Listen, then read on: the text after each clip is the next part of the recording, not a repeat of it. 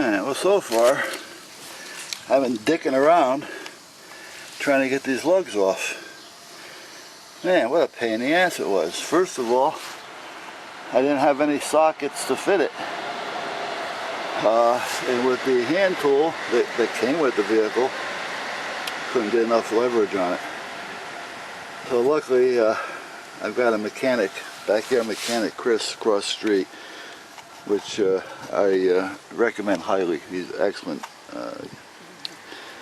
He's been doing it since he was a kid. His father's been doing it when he was a kid, and they're good at it. And he had a 3-foot breaker bar with the right socket, because I didn't have the right socket, and with a little standing on it, he was able to break them free. So I learned something by this, that I am going to have to buy a very large breaker bar, because if this one was like that, more than likely they're all like that. So now I do have AAA, so if I get a flat, I call them. But however, it's nice to have the tools that are needed when you're working on your vehicle in case.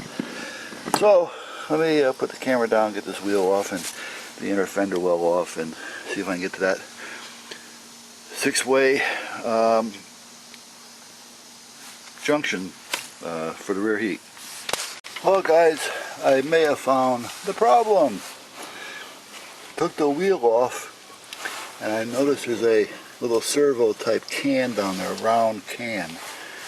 And on that can I had this little piece of air hose stuck to it. Let me get it on something white so you can see it.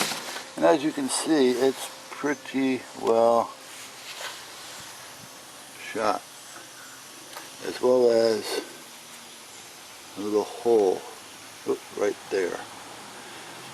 I got to remember to keep looking through the viewfinder. I keep looking at it up here, but the camera's not following. So anyway, and as you can see, it's shot. So I followed it up, and it takes me up to this little junction, which has that notorious airline, which is in excellent shape, so it must have been replaced already. And this little diaphragm there with this little piece that went into a piece down there. And as you can see, oops, this little piece is shot as well. So if this is the fix, I am a happy camper. Now, luckily enough, I have 2 or 3 different sizes of vacuum line, and probably 6 feet of each size. So if I'm real lucky, I'll have what I need, and then I won't have to call up Napa and have them deliver anything. So that's where I'm at. So let me go take care of that and see what I have, and we'll take it from there. By the way, this is the broken vacuum line that I've pulled off. This one went to that little piece in the rear, which now has this new piece going back there. So you can see that little shiny spot right about there. That's the new piece that I replaced there. And I gave myself a few extra inches because there's no chance of it crimping back there. So I just wanted to give myself a few extra inches to keep some of the tension off of that plug. Now I'm going to replace, that actually plugs into here, and then this one is the one that drops down to the can below that I showed earlier, but if not, I'll show it again when I get this down there. And luckily, like I said, I actually got about 10 feet of new vacuum line of this size. Alright, which is good. And it's made right here in the US of A, which is better yet. So I'm going to replace this line, plug that into that. So that is going to get plugged into that. This line here, I'm going to cut off a generous amount. Seeing I have enough of it. There's probably about 2 feet there. About 18 inches. But I'm going to cut off about 2 feet. Give myself enough room to get it down there. And replace that, plug it in there, and then I'm going to start it up before I put the wheel back on and see what happens. By the way, that bat light comes in pretty handy. Now this is the one the wife uses when she goes out in the yard at night with the boys. got the gnarly end on it. But I actually like the other one that I have better. And I did the video on them both. So, but anyway, right, and let me get the light on it so you can see. There we go. That's the line.